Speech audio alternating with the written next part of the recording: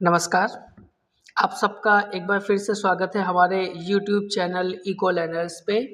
आज हम लोग मैक्रो इकोनॉमिक्स जो चैप्टर फर्स्ट है national income and it's aggregates, ये जो बेसिक चैप्टर्स है उसके कुछ एमसीक्यू क्वेश्चंस करने वाले हैं जो कि इम्पॉर्टेंट हैं इंटरमीडिएट के जो बोर्ड्स एग्ज़ाम हैं उनके लिए भी, साथ ही साथ में जो EMRS टायर 2 एग्जामिनेशन है, क्योंकि EMRS टायर 2 का जो सिलेबस है वो सेम CBSE पैटर्न का सिलेबस है, तो उनके लिए भी ये क्वेश्चंस क्या हैं, इम्पॉर्टेंट है। मैं चैप्टर वाइज हम क्वेश्चंस तैयार कर रहे हैं, तो दोनों के लिए इम्पॉर्टेंट हैं।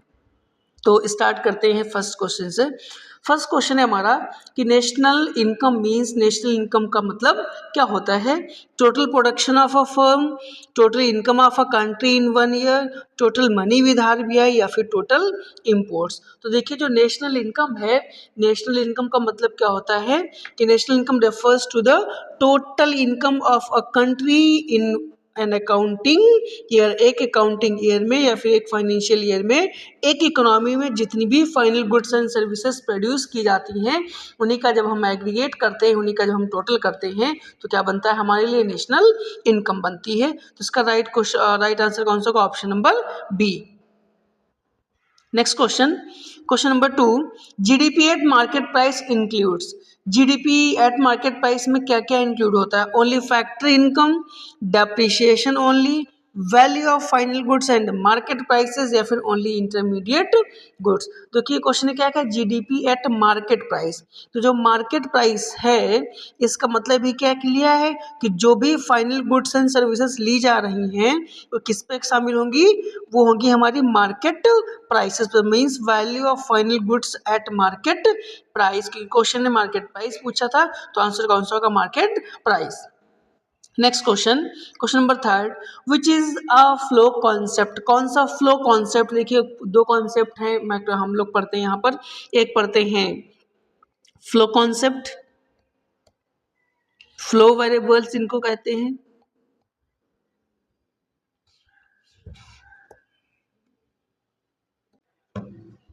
और दूसरे को हम कहते हैं कौन सा? Stock variables. तो देखिए जो स्टॉक वेरिएबल्स हैं, स्टॉक वेरिएबल्स का मतलब वो वेरिएबल्स हैं जो एक स्पेसिफिक पॉइंट ऑफ टाइम पर मेजर किए जाते हैं, जबकि फ्लो वेरिएबल्स एक पीरियड ऑफ टाइम पर मेजर किए जाते हैं। स्टॉक और फ्लो कॉन्सेप्ट के लिए हमने अलग से एक वीडियो अपलोड कर रखा, आप वो वीडियो देख सकते हैं। क्वेश्चन हमसे पूछा which is the flow concept. कौन सा फ्लो कॉन्सेप्ट है? वेल्थ, नेशनल इनकम, कैपिटल या फिर स्टॉक ऑफ मनी। तो देखिए जब हम बात करेंगे यहाँ पे फ्लो कॉन्सेप्ट की, तो फ्लो कॉन्सेप्ट कौन सा कॉन्सेप्ट होगा? फ्लो कॉन्सेप्ट कौन सा कॉन्सेप्ट होगा? वेल्थ। वेल्थ स्टॉक कॉन्सेप्ट है, कैपिटल भी स्टॉक कॉन्सेप्ट है, एंड स्टॉक ऑफ मनी भी कैसा? ये स्टॉक कॉन्सेप्ट है, ये भी स्टॉक कॉन्सेप्ट है और ये भी स्टॉक कॉन्सेप्ट है। तो बचा कौन हमारे पास? जो नेशनल इनकम है, क्योंकि नेशनल इनकम कहाँ है? एक पर्टिकुलर पीरियड ऑफ टाइम पर, एक फाइनेंशियल ईयर में मेजर करी जाती है, इसलिए नेशनल इनकम क्या होगा? एक फ्लो कॉन्सेप्ट होगा।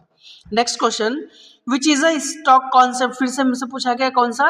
इसमें से स्टॉक कॉन्सेप्ट है, इन्वेस्टमेंट, प्रोडक्शन, वेल्थ या फिर नेशनल इनकम। देखिए नेशनल इनकम कौन सा कॉन्सेप्ट है? नेशनल इनकम ये फ्लो कॉन्सेप्ट है। कैसा कॉन्सेप्ट है? फ्लो कॉन्सेप्ट है। इन्वेस्टमेंट भी कैसा कॉन्सेप्ट है? फ्लो कॉन्सेप्ट है। प्रोडक्शन भी कैसा कॉन्सेप्ट है? फ्लो कॉन्सेप्ट है। बचा कौन? वेल्थ। जो नेशनल वेल्थ है, जो वेल्थ है ये कैसा कॉन्सेप्ट है? ये हमारा स्टॉक कॉन्सेप्ट है, क्योंकि इसे हम मेजर करते हैं एक स्पेसिफिक पॉइंट ऑफ टाइम पर। Next question, intermediate goods are those goods which are used for final consumption, which are used for further production, exported goods या फिर लग्जरियस गुड्स। तो देखिए जो इंटरमीडिएट गुड्स होती हैं, ये कैसी गुड्स होती हैं?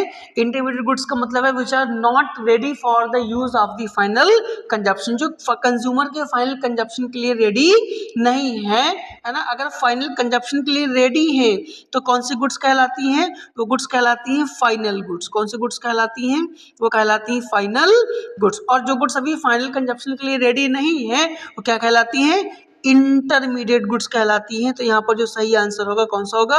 Used for further production.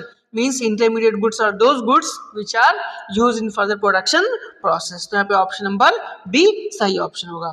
Next question, value of intermediate goods is, जो इंटरमीडिएट गुड्स हैं उनकी वैल्यू क्या है, added twice in GDP, not included separately in GDP, always included या फिर included in national income only. तो देखिए जो इंटरमीडिएट गुड्स हैं, है ना, इनकी जो वैल्यू होती है ये क्या होती है, जो जब हम नेशनल इनकम पढ़ते हैं तो नेशनल इनकम कैलकुलेट करते समय हम नेशनल इनकम में केवल उन्हीं गुड्स को ऐड करते हैं जो कौन सी फाइनल गुड्स होती हैं। Intermediate goods are not included in GDP. तो जो यहाँ पे आंसर होगा वो कौन सा होगा, not included separately in GDP, क्योंकि जो इंटरमीडिएट गुड्स हैं इन्हें हम नेशनल इनकम या जीडीपी में सेपरेटली शामिल नहीं करते। नेशनल इनकम या जीडीपी में केवल final produced goods and services ही शामिल करी जाती हैं।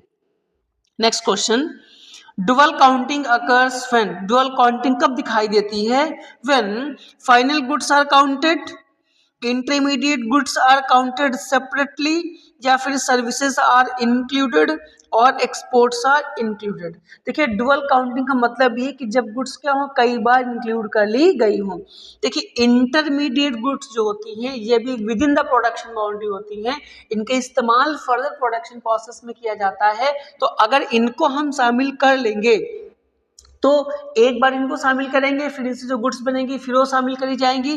तो जो इंटरमीडिएट गुड्स हैं अगर उनको हम, है ना, कर लेंगे तो क्या बनेगा, वो हमारे लिए डुअल काउंटिंग दिखेगी। तो dual counting occurs when intermediate goods are counted separately. जब इंटरमीडिएट गुड्स को हम सेपरेटली काउंट करेंगे तो फिर वो क्या बनेगा, डुअल काउंटिंग दिखाई देगी।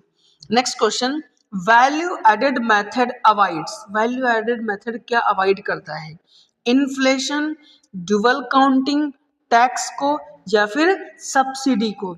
देखिए जो वैल्यू एडेड मेथड है, वैल्यू एडेड मेथड आया इसलिए बेसिक काम से लिया था क्योंकि जब हम इंटरमीडिएट गुड्स या हर बार जो फाइनल प्रोड्यूस गुड्स हर एक स्टेज पे जो प्रोड्यूस्ड गुड्स होती थी, मीन्स जो टोटल आउटपुट होता था, उस टोटल आउटपुट को जब हम ऐड करते चलते थे तो इस टोटल आउटपुट को ऐड करने की वजह से डुअल काउंटिंग की प्रॉब्लम्स आती थी। तो उसी डुअल काउंटिंग की प्रॉब्लम्स को अवॉइड करने के लिए हमने क्या किया, वैल्यू एडेड मेथड का इस्तेमाल किया। इस वैल्यू एडेड मेथड में हम क्या करते हैं, जो फाइनल जो टोटल आउटपुट होता है, इस टोटल आउटपुट में से जो प्राइमरी आउटपुट होता है या जो कौन सा, जो इंटरमीडिएट आउटपुट हो, जो कौन सा, जो इंटरमीडिएट आउटपुट हो, उस इंटरमीडिएट आउटपुट को हम क्या कर देते हैं, माइनस कर देते हैं, तो बनता है हमारा वैल्यू एडेड मेथड। तो वैल्यू एडेड मेथड क्या अवॉइड करता है, इट अवॉइड्स डुअल काउंटिंग। तो इसका सही आंसर कौन सा होगा, डुअल काउंटिंग।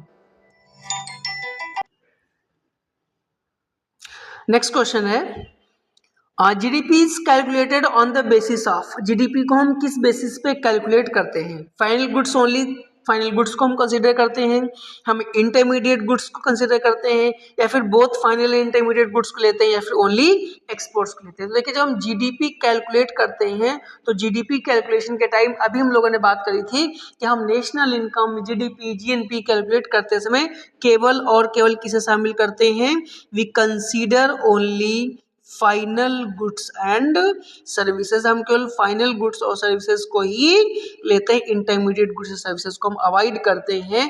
तो जीडीपी किस बेसिस पे कैलकुलेट किया जाता है, ओनली फाइनल गुड्स पे कैलकुलेट किया जाता है। Next question, gross means, gross का मतलब क्या है। देखिए दो चीजें हैं यहाँ पे, ग्रॉस का कॉन्सेप्ट और नेट का कॉन्सेप्ट। तो जब हम लोग ग्रॉस का कॉन्सेप्ट पढ़ते हैं तो ग्रॉस के कॉन्सेप्ट का मतलब है कि ग्रॉस में जब हम ग्रॉस पढ़ रहे होते हैं तो ग्रॉस में जो डेप्रिसिएशन है ये शामिल होता है। ग्रॉस में क्या होता है, डेप्रिसिएशन शामिल होता है। लेकिन जब हम डेप्रिसिएशन को हटा दें, डेप्रिसिएशन को माइनस कर दें तो क्या बनता है, वो नेट बनता है। तो अगर नेट निकालना भी है तो ग्रॉस में से क्या किया जाता है, ये डेप्रिसिएशन माइनस कर दिया जाता है। जब हम नेशनल इनकम पढ़ेंगे तो जो कॉन्सेप्ट है नेशनल इनकम के लिए हमने अलग से एक सीरीज, एक 4 से 5 वीडियोस अपलोड कर रखे हैं, आप कंप्लीट नेशनल इनकम वहां से देख सकते हैं। तो नेट में क्या है, डेप्रिसिएशन शामिल नहीं होता, जबकि ग्रॉस में डेप्रिसिएशन शामिल होता है। तो ग्रॉस का मतलब क्या होगा, gross means excluding depreciation, including depreciation, excluding taxes या फिर इंक्लूडिंग सब्सिडी। तो टैक्स और सब्सिडी का कोई रोल नहीं है। क्या होगा, ग्रॉस का मतलब है इंक्लूडिंग डेप्रिसिएशन, ग्रॉस में डेप्रिसिएशन क्या होता है, इंक्लूड होता है। Next question, net means, net का मतलब क्या होता है, अभी हम लोगों ने बात की, नेट का मतलब क्या होगा, एक्सक्लूडिंग डेप्रिसिएशन। यहाँ पे ग्रॉस का मतलब हमने क्या बताया था, इंक्लूडिंग डेप्रिसिएशन, ठीक है। नेट का मतलब क्या होगा, एक्सक्लूडिंग डेप्रिसिएशन। हम नेट में क्या करते हैं, जब भी हम नेट फाइंड करते हैं तो नेट फाइंड करने के लिए ग्रॉस माइनस क्या करते हैं, डेप्रिसिएशन करते हैं। तो डेप्रिसिएशन को हम माइनस कर देते हैं, means excluding depreciation. Next question है हमारा, NDP is equals to GDP minus. NDP का मतलब क्या है, जीडीपी माइनस। देखिए हमें एनडीपी फाइंड करना है, किससे, ग्रॉस डोमेस्टिक प्रोडक्ट, जीडीपी से। देखिए ग्रॉस से नेट निकालना है, तो ग्रॉस से अगर नेट निकालना है तो इसमें से माइनस क्या कर दिया जाए, डेप्रीशिएशन। तो जीडीपी माइनस क्या हो जाएगा, सीधे सीधे डेप्रीशिएशन, इसका सही आंसर होगा। Next question, GNP differs from GDP due to. GNP GDP से डिफर्स है ड्यू टू। देखिए जीएनपी और जीडीपी में किस बात का डिफरेंस होता है। देखिए ये भी ग्रॉस है, ये भी ग्रॉस है, बट ये डोमेस्टिक है और ये क्या है, नेशनल। तो डोमेस्टिक और नेशनल में किस बात का अंतर होता है, इन दोनों में डिफरेंस होता है एक्सपोर्ट और इंपोर्ट का, या फिर ऐसे कह लो कि इन दोनों में अंतर होता है net factor income from abroad का। जब एक्सपोर्ट इंपोर्ट को हम एक साथ एडजस्ट करके लिखते हैं तो क्या लिख लेते हैं, net factor income from abroad. तो जीडीपी और जीएनपी में दोनों में अंतर किस बात का है, net factor income from abroad का डिफरेंस दोनों में है। Next question, NFIA means. NFIA का मतलब क्या है, net factor income from abroad. ये क्या होती है, जब भी हम एक्सपोर्ट करते हैं तो हमें इनकम रिसीव होती है, और जब हम इंपोर्ट करते हैं तो इनकम हमारे यहाँ से गुड्स एंड सर्विसेज आती है, लेकिन इनकम चली जाती है।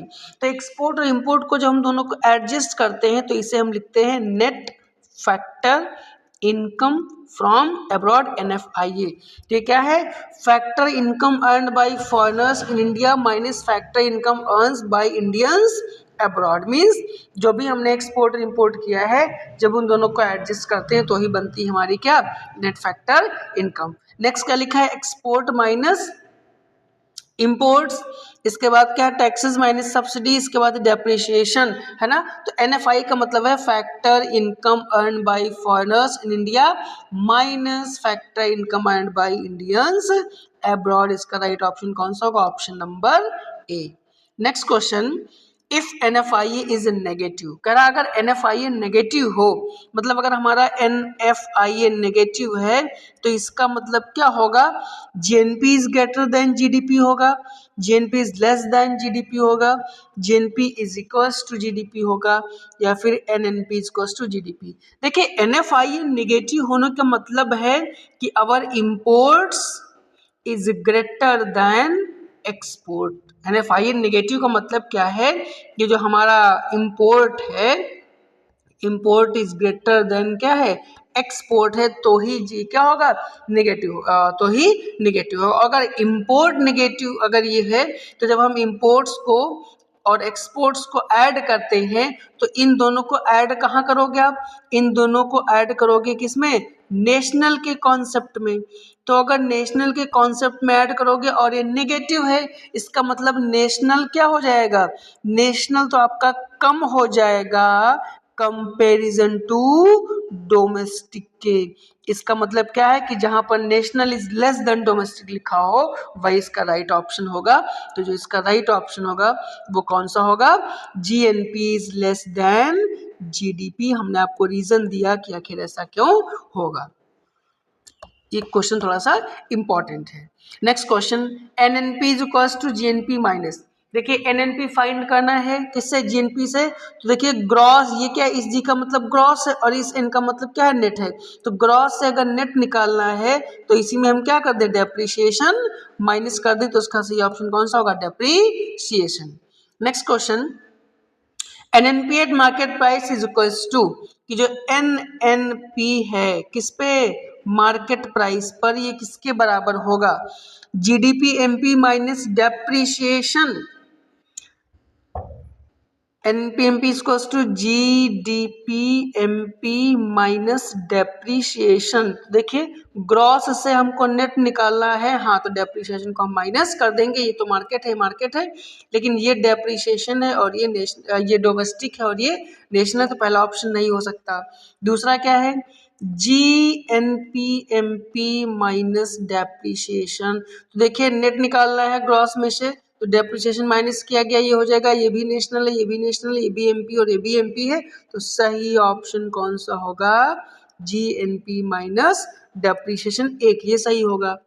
एक ऑप्शन और भी है, लेकिन ये फैक्टर कॉस्ट के साथ है, मार्केट प्राइस के साथ, तो ये ऑप्शन सही नहीं होगा, केवल ऑप्शन नंबर बी से राइट ऑप्शन।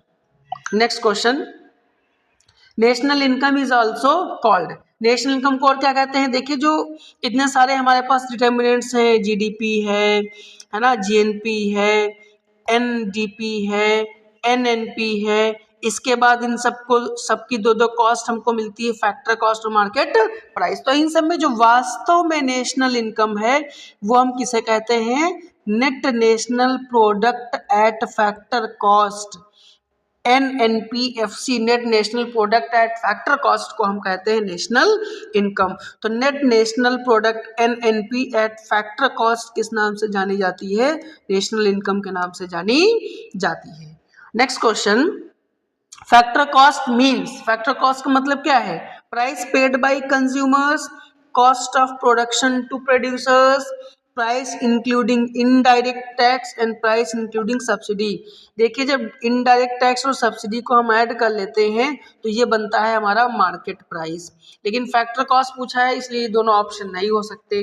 फैक्टर कॉस्ट का मतलब है वो कॉस्ट जो किस पे आए, किसी गुड्स की प्रोडक्शन पे आए। फैक्टर कॉस्ट का मतलब है वो कॉस्ट जो किसी गुड्स के प्रोडक्शन पे आकर हो, तो इसका सही ऑप्शन कौन सा होगा, cost of production to producers. Next question, market prices differs from factor cost due to. देखिए अभी हमने कहा था कि जो जीडीपी है, जीएनपी, इन सबकी दो दो कॉस्ट होती है, एक तो फैक्टर कॉस्ट, दूसरा मार्केट प्राइस। फैक्टर कॉस्ट क्या है, फैक्टर कॉस्ट वो कॉस्ट है जो किसी गुड्स को प्रोड्यूस करने में एक प्रोड्यूसर उस पर खर्च करता है, वो कॉस्ट फैक्टर कॉस्ट होती है, या मैन्युफैक्चरिंग कॉस्ट भी इसको आप कह सकते हैं, मैन्युफैक्चरिंग कॉस्ट भी हम कह सकते हैं। लेकिन इस कॉस्ट पर वो प्रोड्यूसर इस गुड्स को मार्केट में बेचता नहीं है। मार्केट प्राइस डिसाइड करने के लिए हम क्या करेंगे, मार्केट प्राइस हम ऐसे तो डिसाइड नहीं करेंगे, मार्केट प्राइस डिसाइड करने के लिए क्या किया जाएगा कि ये जो फैक्टर कॉस्ट है, जो उस गुड्स को बनाने में पैसा खर्च किया गया है वो, प्लस जब कोई गुड्स मार्केट में बिकने आती है तो हमारी सरकार उसके ऊपर इनडायरेक्ट टैक्स लगाती है, आईटी लगाती है। और इनडायरेक्ट टैक्स वो टैक्सेस होते हैं जिसका पेमेंट प्रोड्यूसर सरकार को करता है, मगर वो टैक्स जो है क्या किया जाता है, ट्रांसफर कर दिया जाता है कंज्यूमर्स के ऊपर। तो टैक्स का जो अल्टीमेट बर्डन है वो कंज्यूमर्स के ऊपर पड़ता है, और कैसे पड़ेगा, वो क्या करेगा, टैक्स के अमाउंट को उस गुड्स के प्राइस में जोड़ देगा। मतलब फैक्टर कॉस्ट में इस इनडायरेक्ट टैक्स को क्या कर दिया जाएगा, ऐड कर दिया जाएगा। तो अगर इनडायरेक्ट टैक्स है तो जुड़ेगा। इसके साथ ही साथ कई बार गवर्नमेंट जो है नेसेसरी गुड्स के ऊपर सब्सिडी भी देती है, तो अगर सरकार सब्सिडी देती है तो सब्सिडी का अमाउंट क्या कर दिया जाएगा, माइनस कर दिया जाएगा। तो जब हम मार्केट प्राइस निकालते हैं तो फैक्टर कॉस्ट में इनडायरेक्ट टैक्स जोड़ते हैं, सब्सिडी को माइनस कर देते हैं, और कई बार इन दोनों को एक साथ एडजस्ट करके ऐसे भी लिखा होता, plus net indirect tax, plus net indirect tax. तो देखिए मार्केट प्राइस और फैक्टर कॉस्ट में किस बात का डिफरेंस है, मार्केट प्राइस और फैक्टर कॉस्ट में नेट इनडायरेक्ट टैक्स का डिफरेंस है। तो यहाँ पर जो सही ऑप्शन होगा, सही आंसर जो होगा वो कौन सा होगा, net indirect tax. Next question, net indirect tax NIT भी हम लोगों ने बात की थी कि NIT किसके बराबर होता है, net indirect tax is equals to indirect tax minus subsidy. तो जो इसका सही ऑप्शन होगा वो क्या होगा, indirect tax minus subsidy. Next question कह रहा है if subsidies increases market price will, देखिए market price is equals to क्या होता था, factor cost plus indirect tax minus subsidy. अब इसमें कह रहा है अगर सब्सिडी बढ़ा दी जाए, भाई अगर सब्सिडी माइनस कर दी बढ़ा दी जाएंगी, अगर ये सब्सिडी बढ़ेंगी तो माइनस करने वाला अमाउंट बढ़ेगा, तो अगर माइनस करने वाला अमाउंट बढ़ेगा तो जो इधर की वैल्यू है ये और कम होती चली जाएगी, मीन्स मार्केट प्राइस क्या होगा, डिक्रीज होगा, क्योंकि इधर ये ज़्यादा माइनस होगा, जब ज़्यादा माइनस होगा तो क्या होगा, मार्केट प्राइस इंक्रीज होता, मार्केट प्राइस सॉरी डिक्रीज होता चला जाएगा। Next question, personal income includes, personal income में क्या क्या इंक्लूड होता है, only factor incomes earn, incomes actually received by house holds, only corporate profits या फिर ओनली गवर्नमेंट इनकम। तो देखिए जो आपकी पर्सनल इनकम है, पर्सनल इनकम में क्या क्या शामिल होता है, income actually received by house hold, जो इनकम वास्तव में हाउस होल्ड्स के द्वारा रिसीव करी गई है वही शामिल करी जाती है, कहाँ, पर्सनल इनकम में। नेक्स्ट क्वेश्चन है हमारा पर्सनल डिस्पोजेबल इनकम। देखिए जब आप नेशनल इनकम पढ़े, मैंने कहा था कि नेशनल इनकम के वीडियोस अपलोड हैं, आप जाके वो देख सकते हैं। तो जब पर्सनल डिस्पोजेबल इनकम होती है, वो पर्सनल डिस्पोजेबल इनकम किसके बराबर होती है, disposable income is equals to होता है personal income minus personal income tax, minus personal income tax. तो इसका जो सही ऑप्शन होगा कौन सा होगा, option number A, personal disposable income is equals to personal income minus personal income tax. Next है private income includes, private income में क्या क्या शामिल होता है, income of private sector only, income of government only, national income only, या फिर depreciation only, है ना। तो देखिए जो प्राइवेट इसका नाम ही है, private income includes only income of private sector, private sector, private income क्या इंक्लूड करती है, केवल प्राइवेट सेक्टर की इनकम को ही इंक्लूड करती है। Next question, transfer income is, देखिए दो तरीके की हमारे पास इनकम होती है, एक फैक्टर इनकम, एक कौन सी, फैक्टर इनकम, और दूसरी कौन सी, ट्रांसफर इनकम। एक तो फैक्टर इनकम और दूसरी ट्रांसफर इनकम। देखिए फैक्टर इनकम वो इनकम होती है जो फैक्टर ऑफ प्रोडक्शन अर्न करते हैं, जैसे लैंड, अगर हम अपनी लैंड, लेबर, कैपिटल किसी को इस्तेमाल करने के लिए देते हैं तो इनके इस्तेमाल करने के बदले में जो इनकम मिलती है वो इनकम कौन सी इनकम कहलाती है, फैक्टर इनकम कहलाती है। जबकि जो ट्रांसफर इनकम है इसे हम लोग वन साइडेड पेमेंट भी कहते हैं, या फिर इसे हम यूनिलेटरल ट्रांसफर पेमेंट भी कहते हैं, जो कि वन साइडेड होते हैं, which is not earn by factor income, जो कि फैक्टर इनकम अर्न नहीं करते।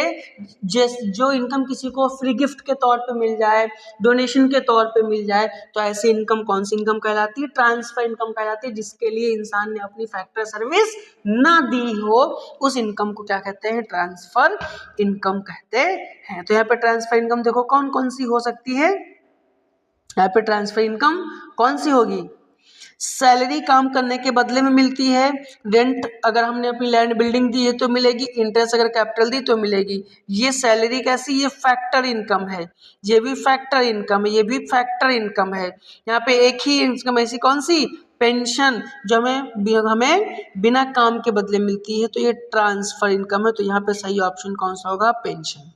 Next question, which is not a transfer payment, means इसने को क्या पूछा है, which is a factor income, जो फैक्टर सर्विस के बदले में मिले वो income factor income. Old age pension ये ट्रांसफर इनकम है, स्कॉलरशिप ट्रांसफर इनकम है, अनएम्प्लॉयमेंट अलाउंसेस ट्रांसफर इनकम है।